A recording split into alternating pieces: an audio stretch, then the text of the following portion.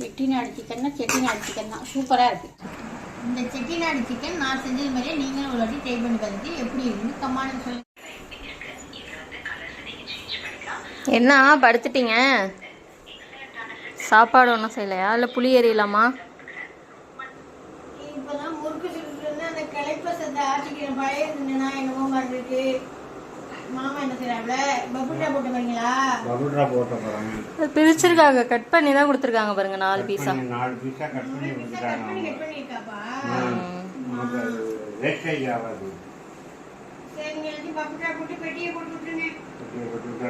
சாப்பாடு என்ன பண்ண போற? இன்னும் சத்து நேரம் எனக்கு முறுக்கு கொஞ்சனா என்னமோ மாதிரி இருந்துச்சு, அதை படிச்சுட்டேன். என்ன செய்யறது? சிக்கன் ஒரு 1/2 கிலோ வாங்கிட்டு வரேன். எடுத்தோன்னா சிக்கன் சிக்கன் சொல்லி போடுறீங்க. சிக்கன் நான் திங்கிறேன். உன் பையனுக்கு சிக்கன் தானே பிடிக்கும், அதனால சிக்கன் வாங்கிட்டு வர்றேன். ஒரு 1/2 கிலோ வறுத்து வச்சுட்டு ரசம் வச்சு. என்னப்பா வாங்கிட்டு வரமா 1/2 கிலோ? வாங்கிட்டு வர சொல்லுங்க. இது மாதிரி செஞ்சுக்கோண்ணா, செட்டிநாடு சிக்கன். செட்டிநாடு சிக்கன் அதெல்லாம் எனக்கு என்னன்னு தெரியாது. சும்மா செய்ய வேண்டியதான், வறுத்து அரைச்சி செய்கிறது பார்ப்போம். சரி, செட்டிநாடு சிக்கன் செய்ய போகலாம். நீங்க 1/2 கிலோ வாங்கிட்டாங்க, நிறைய எல்லாம் வேண்டாம். 1/2 கிலோ வாங்கிட்டு வரேன். நீங்க வாங்கிட்டு வர வரைக்கும் நான் படுத்து கிடக்கிறப்ப வாங்கிட்டு வாங்க. இன்னும் அந்த இடத்த விட்டு வந்துருக்கலையா நீ? இந்த சிக்கன் 1/2 கிலோ வாங்கிட்டு வந்துட்டேன். சரி, இது போதும். வறுத்துட்டு ரசம் வச்சு போகணும். வேற ஏதாவது செட்டிநாடு சிக்கன் ஏதாவது செய்யறது அது என்ன செய்யணும்? சரி, இது மணி ஆயிட்டு. நாங்கள் இதை ஒட்டவாண்ணா மாமா விட்டுட்டோம். பெட்டியில கொண்டபடி இதுக்கு என்னென்ன ஜாமான செட்டிநாடு சிக்கன் தெரியல. ஆமா, அதுக்கு என்னென்ன பொருட்கள்னு அதை எடுத்து விட்டு நான் செய்யறேன். சரி. தக்காளி ரசம் இன்னைக்கு நம்ம செட்டிநாடு சிக்கன்னா வறுவல் மாதிரி தானே இருக்கும்.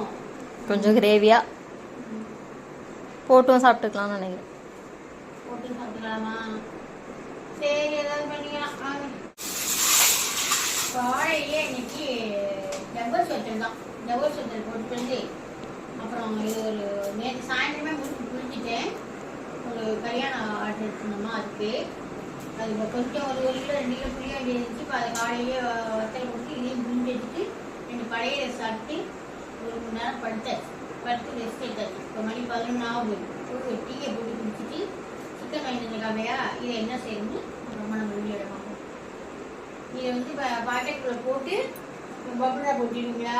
ஆமாம், பபுல்ரானா பஞ்சம் இல்லாமல் வந்துச்சு. நல்லா சேஃப்டியாக ஒட்டி சூப்பராக விட்டுருங்க. கல்யாணம் வர ரெகுலராக செஞ்சுக்கிட்டே தான் இருக்கும்.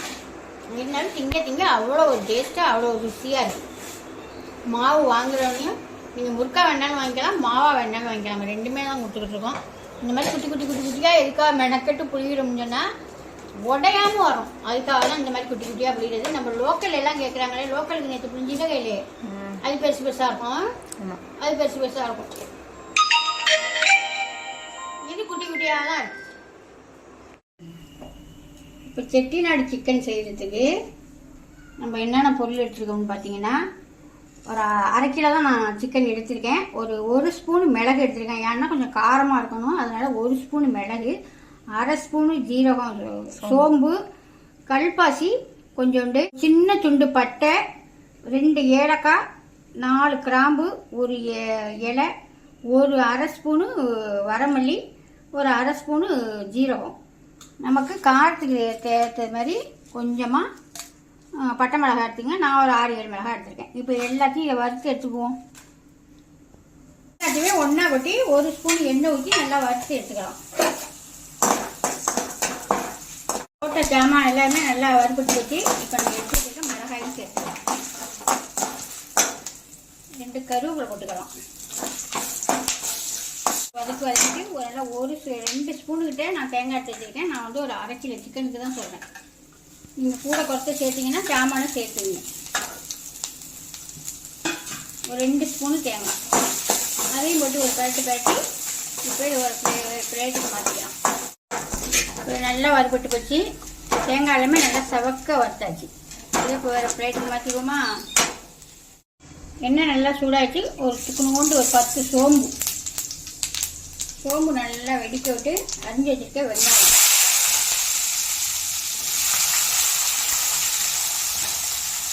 நல்லா சவக்க வதக்கிடுங்க. நல்லா பெரிய வெங்காயம் தான் நான் சேர்த்துருக்கேன். பெரிய வெங்காயம் நல்லா சவக்க வதக்கிறேன்.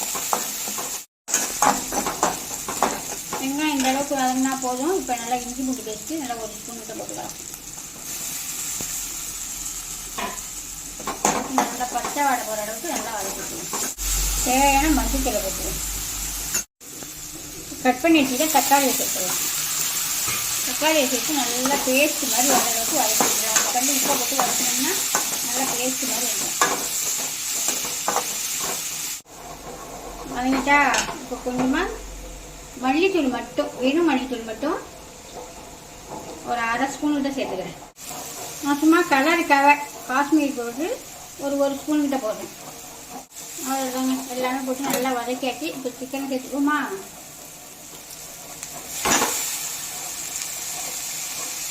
நல்லா பிடிச்சி சிக்கனை மூடி வச்சு நல்லா வேகிற அளவுக்கு வதக்கி விட்டு எடுத்துக்கலாம். எடுத்துக்கிட்டு அப்புறமா பார்ப்போம்.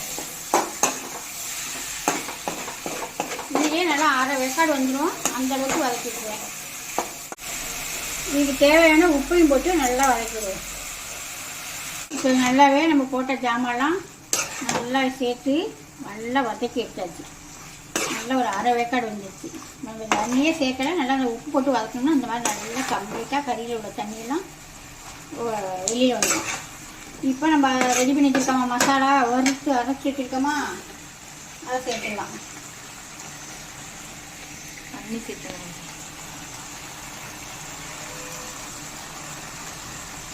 இப்போ உங்கள் காரங்களை போட்டு நல்லா வதக்கிட்டு, மசாலா போட்டு நல்லா வதக்கிட்டு காரம்லாம் பாருங்கள் பத்தலன்னா காரம் வேணால் கொஞ்சம் மிளகாத்தூள் நம்ம சேர்த்துக்கலாம். சேர்த்துட்டு மறுபடியும் நல்லா கலக்கி விட்டுக்கலாம்.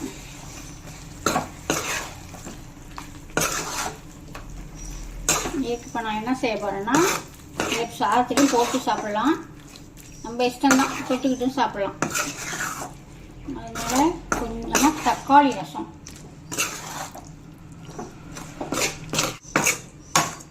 அப்படியே கிளறி வச்சு இப்போ இதில் கொஞ்சமாக தண்ணி சேர்த்துக்குவோம். மிக்ஸி சாரெலாம் கழுவிட்டு சேர்த்துக்கலாம்.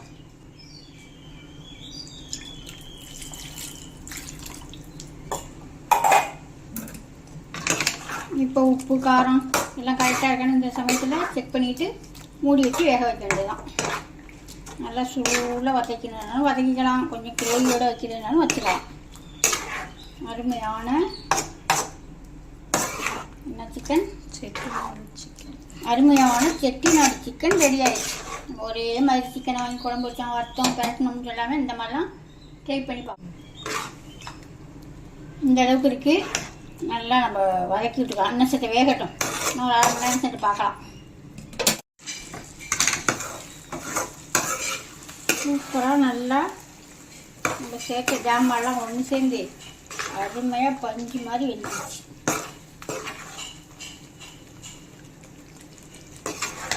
செட்டிநாடு சிக்கன்னா செட்டிநாடு சிக்கன் தான். சூப்பராக இருக்குது. இது வந்து லெமன் மட்டும் ஒன்று. நீங்கள் வந்து லெமன் சேர்த்தியா? சரி சரி.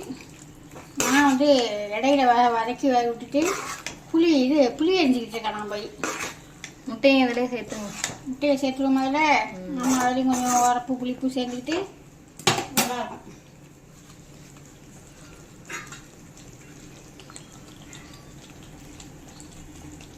முட்டையும் அதில் அவிச்ச முட்டையும் அதில் சேர்த்துட்டாங்க.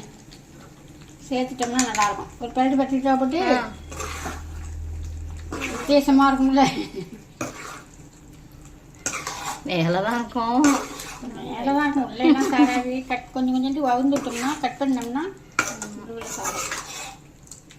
அவ்வளோதான். இதை இறக்கி வச்சு ஒளிச்சு வச்சிடணும். நீங்கள் ரசம் தான் சொல்லிடணும். ரசம் தான் சொல்லணும். விராமீன் வாங்கி குழம்பு வச்சுருக்கேன்.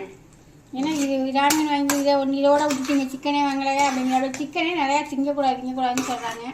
இங்கே விட்டு பையன் சிக்கனே தான் கேட்குறாப்புல. அவ்வளோதான். இது வேலை சூப்பராக முடிஞ்சிச்சா?